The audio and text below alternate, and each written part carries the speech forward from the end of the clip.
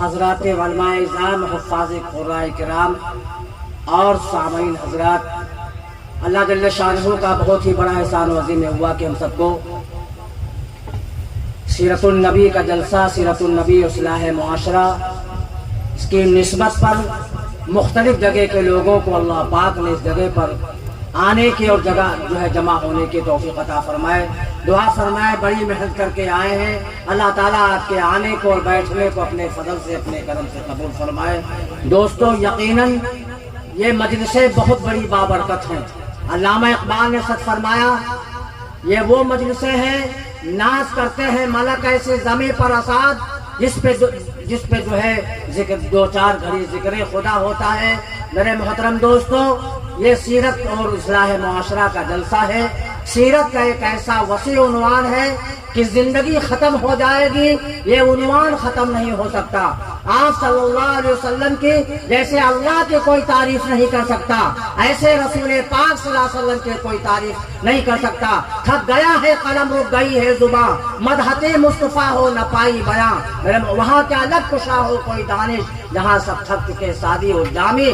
بڑے سے بڑے ماہر علوم فنون جب آپ کی سیرت بیان کرنے پہ آئے، آخر یہ کہہ مصرع کہہ کے جان چھڑائی، لا يمكن الثناء كما كان حقه، اور بعد خدا بزرگ کوئی قصہ مختصر۔ یقیناً اللہ کے بعد اگر کوئی تعریف کے لائق ہے تو حضرت محمد کریم صلی اللہ علیہ وسلم کی ذات گرامی ہے۔ جیسے اللہ کی تعریف کوئی نہیں کر سکتا، ایسے رسول اللہ کی تعریف کوئی نہیں کر سکتا۔ میرے محترم دوستو، اگر آپ کی پیدائش کو بیان کرنے پہ آ جائے، ساری زندگی ختم ہو جائے گی، پیدائش کی تاریخ ختم نہیں ہو سکتی۔ یقیناً اگر ہماری زندگی میں آپ صلی اللہ علیہ وسلم کی سیرت اور سنت عام ہو جائے تو ہمارے معاشرے کا سدھار میرے بھائی خود بخود ہو جائے گا۔ یقیناً آپ صلی اللہ علیہ وسلم کا وہ اسوہ حسنہ ہے، آپ کا وہ طریقہ ہے، طریقے کے معنی ہی سنت کے آتے ہیں، جو آپ صلی اللہ علیہ وسلم کے طریقے کو زندہ کرے گا۔ ایک اللہ والے نے سچ فرمایا، نقش قدم نبی کے ہے جنت کے راستے، نقش قدم نبی کے ہے جنت کے راستے، اللہ سے ملاتے ہیں سنت کے راستے۔ نبی کے راستے سے جو قدم اپنا ہٹائے گا وہ بھٹکتا ہی رہے گا، وہ کبھی منزل نہ پائے گا۔ دعا فرمایا جب تک زندہ رہے پیارے آقا علیہ الصلوۃ والسلام کی ایک ایک سنت کو اللہ پاک ہر امتی کے ہر فرد کو زندہ کرنے کی توفیق عطا فرمائے۔ زندگی میں ایک بار درود کا پڑھنا فرض ہے، اور جب آپ صلی اللہ علیہ وسلم کا نام سنا جائے ایک مرتبہ پڑھنا واجب ہے، اور بار بار پڑھنا مستحب ہے۔ کوئی ضروری نہیں لمبی چوڑی درود پڑھے، جب نبی کا نام سنے تو سارے لوگ پڑھ دیں صلی اللہ علیہ وسلم، بلند آواز سے مجموعہ مرتبہ پڑھ دیں صلی اللہ علیہ وسلم، اور ماشاء اللہ درود بھی ادا ہو گیا، سلام بھی ادا ہو گیا۔ اللہ اکبر، درود شریف کا مقام علامہ سخاوی علیہ السلام لکھتے ہیں، فرمایا مدنی کریم صلی اللہ علیہ وسلم نے، جو میرا امتی مجھ پر درود شریف پڑھتا رہے گا، پڑھتا رہے گا، پڑھتا رہے گا، پڑھتے پڑھتے اس کی موت آ گئی، اس کی جو ہے اس کی میت کو قبر میں کیڑے نہیں کھا سکتے ہیں۔ اگر بات سمجھ میں آ گئی ہو تو سبحان اللہ کہہ دیں۔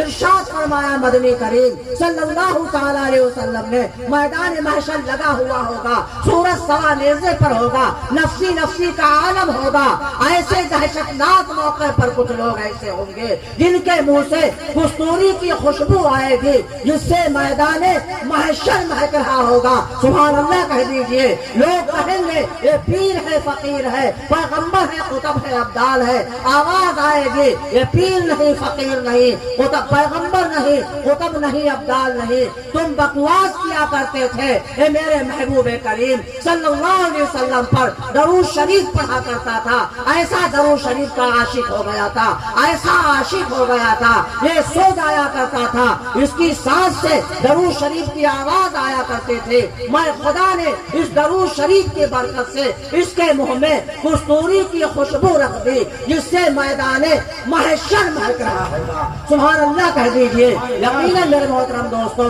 اللہ کے بعد اگر جو ہے کسی کا اس امت پر احسان ہے تو حضرت محمد الرسول اللہ صلی اللہ علیہ وسلم کی ذات گرامی ہے۔ اگر زندگی بھر آپ پر درود پڑھے، رب ذوالجلال کی قسم آپ کے احسانات سے ہم ادا نہیں ہو سکتے ہیں۔ بہت ایسے آئے پاک دنیا میں، پاک مکرم بن کر، پر نہ آیا کوئی رحمت عالم بن کر۔ وقت اجازت نہیں دیتا ہے، ورنہ میرے محترم دوستو کچھ گفتگو کرتا ہم لوگوں کا 10-5 منٹ میں تو دماغ ہی کام نہیں کرتا ہے، کیا کریں کیا نہ کریں۔ یقیناً میرے محترم دوستو آپ صلی اللہ علیہ وسلم کے اخلاق نرالے، آپ کے کردار نرالے، آپ کے افعال نرالے، آپ صلی اللہ علیہ وسلم کا گھرانہ نرالا، آپ کے رشتے دار نرالے، آپ صلی اللہ علیہ وسلم کا پسینہ بھی نرالا، اور صلی اللہ علیہ وسلم کا مدینہ بھی نرالا۔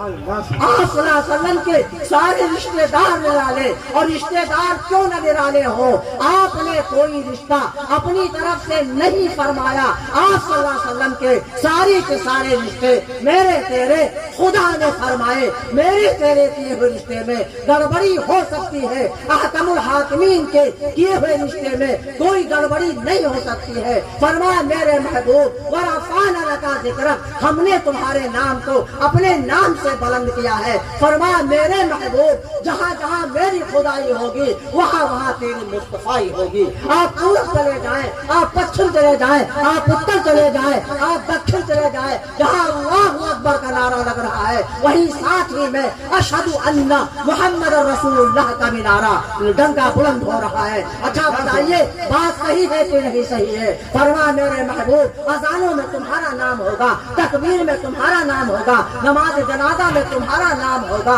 اور فرمایا میرے محبوب جہاں میرا نام ہوگا وہیں تیرا نام ہوگا۔ ایسی کون سی جگہ ہے جہاں خدا کی خدائی نہیں ہے؟ جہاں خدا کی خدائی ہے وہاں میرے مصطفیٰ کی مصطفیٰ ہے۔ میرے محترم دوستو یقیناً کسی شاعر نے سچ کہا ہے، بہت ایسے آئے دنیا میں پاک مکرم بن کر، پر نہ آیا کوئی رحمت عالم بن کر۔ آج کے اخلاق ایسے نرالے ہیں، آج کے اخلاق کو دیکھ کر کے دشمن دوست ہو جاتے ہیں، اور پرائے وہ اپنے ہو جاتے ہیں، غیر لوگ دین میں داخل ہو جاتے ہیں۔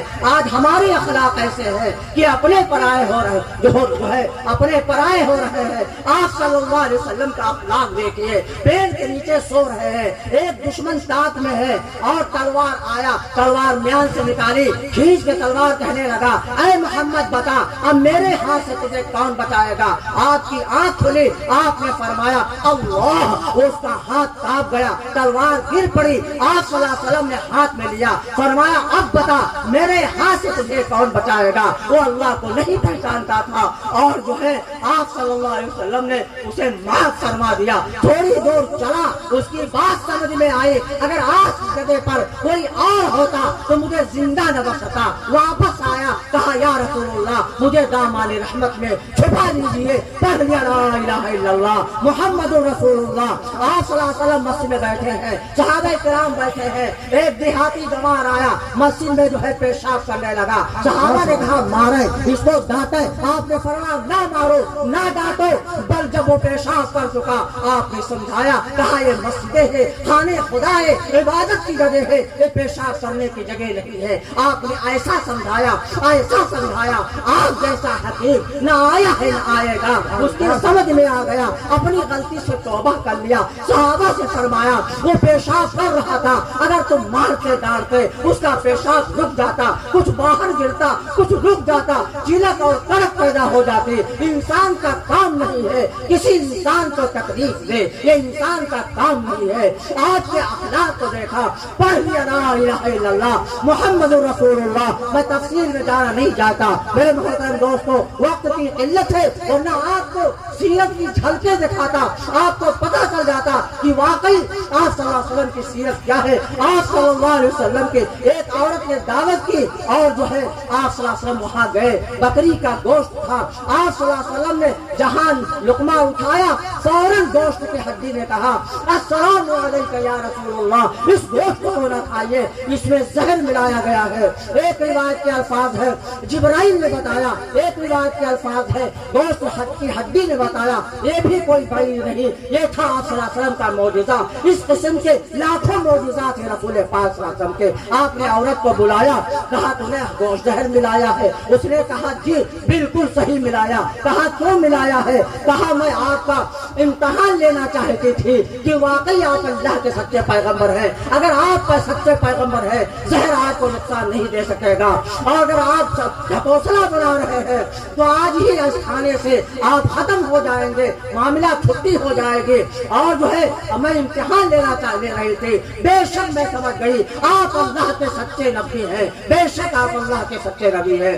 آپ نے اس عورت کو معاف فرما دیا, اس نے پڑھ لیا لا الہ الا اللہ محمد رسول اللہ. ایک عورت آپ پر پاخانہ ڈالتی, کوڑا ڈالتی, جو ہے اور جو ہے گندگی ڈال دیتی, بیمار ہو گئی. آپ صلی اللہ علیہ وسلم نے لوگوں سے کہا وہ ضعیفہ کہاں ہے جو میرے اوپر کوڑا کرکٹ ڈالتی تھی؟ لوگوں نے کہا بیمار ہے. آپ صلی اللہ علیہ وسلم چند صحابہ اس کی عیادت کے لیے تشریف لے گئے. سبحان اللہ کہہ دیجئے.